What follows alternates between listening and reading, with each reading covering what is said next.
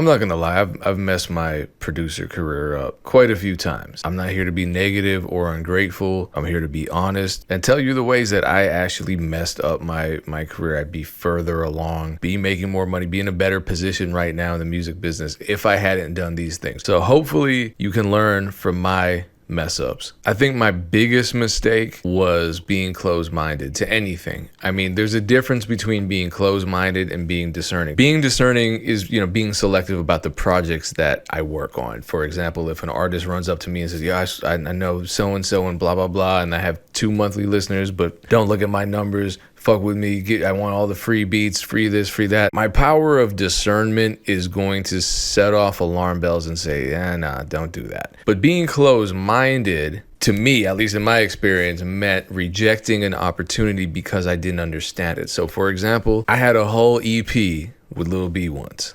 Lil B, the bass god. I sent him beats. It was right after the pack split up. I sent him a bunch of beats. He recorded like 8 songs, sent them back to me, and I didn't like the quality. And I didn't really understand the aesthetic that he was creating. I stupidly just didn't reply. So the music never came out. That was really ignorant of me. However you feel about his music, he's an artist who changed the sonic landscape of rap. He changed the visual landscape of rap music videos. He influenced music quite a bit, and I was closed-minded, and therefore I'm cut out of that legacy. I was also closed-minded to beat leasing. Notice that I didn't start leasing beats until about 2017, which is almost a full decade after my first entry into the music business when I got my first big placement on the Young Jeezy album. Think of all the buzz that I could have used and leveraged to my online beat store from the publicity of that album going #1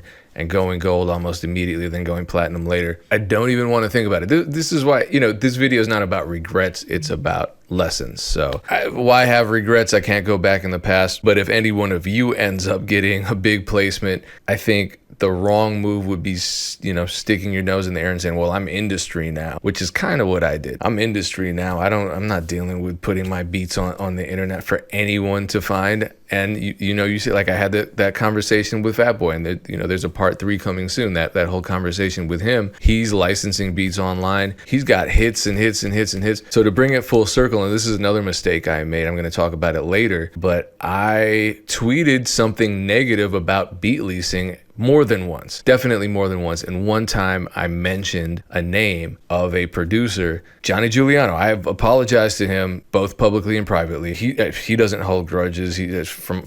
I've never met the guy, but as far as I can tell, he's a good guy. But think about all that momentum and all of that influence that he created simply by just putting music online when not everyone was doing that. And then fast forward to today, he's producing for Kendrick Lamar. Johnny Giuliano's name is on some of the more recent Kendrick Lamar versus Drake records. Another big mistake I made is not following up after good opportunities. There were times when I would work with someone and we created great music, or we created something that took off. We got a placement or something, and then for whatever reason, I didn't just lock in with them. It doesn't make sense to not. Why did I do that? So my advice to you is, if you have a good chemistry with somebody and you also are getting opportunities coming your way, double down, scale it, keep working with that person. Why broke?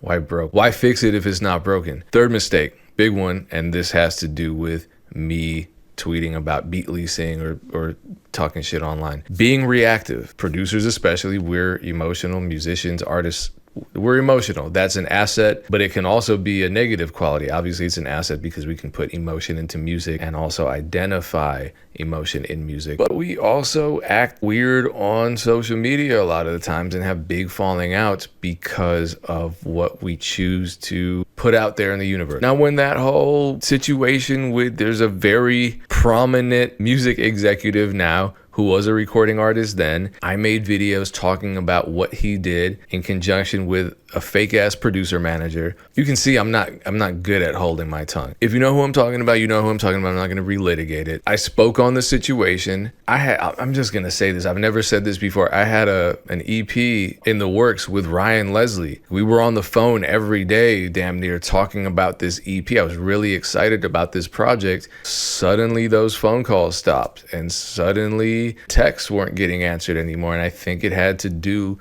with me making the situation public and just being reactive. I mean, basically in a nutshell, there was a producer manager and a songwriter, and they collaborated, which involved me, and I was done wrong. I got money and publishing equity, writer's share, as well as credit taken from me. My anger was justified. But if I had just kept my mouth shut and let it run its course, it would have been fine. Instead, I went to the internet, told the whole story to the world. In a moral sense, was I wrong? No, but in a practical sense, that wasn't smart. So I do think that hurt a lot of opportunity that could have come my way. I'm sad about the Ryan Leslie thing. If you're like a day one DJ Pain One YouTube follower, you're probably not, actually. But if you are, thank you. There are very few of you, and here's why. My stupid ass is number 4.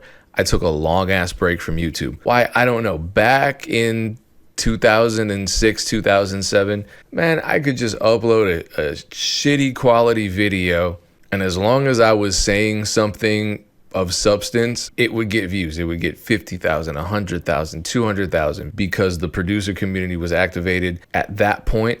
And there was very little content to choose from. Also, it wasn't, nowadays, producer content has to be really fast-paced and entertaining. Realistically, I'm not that guy. And I took for granted back then that I was doing well on the YouTube platform. This was before monetization was a thing. This was before influencer marketing was even really a term. So I didn't see the long-term value in that. That was stupid of me. From that point on, I learned to be an early adopter of certain platforms. If a new platform comes along, I don't care what it is. If it seems like it has the potential to help me reach more people, then I'm going to try it out at least. At least I'm going to sign up, try my best to be active on it. I did that with an app called Rapchat. Just started uploading beats. There was no way to monetize any of the stuff on Rapchat. If you don't know about this, producers, I'm encouraging you to sign up for it. There are a lot of rappers on it. It's this mobile studio app where recording artists can find beats on the app, record to them like demos on their phones, and then if they like the beat, they can opt to buy it. There's a spot in Rapchat where you can just enter the BeatStars link or whatever website you use. But that didn't come till later. So I had already built up a following of like 30,000 rappers when suddenly they unlocked this new, link straight to your beat store and straight to a DSP, and you can monetize it now. So if I had treated that like I treated YouTube and been like, I'm not making any money here,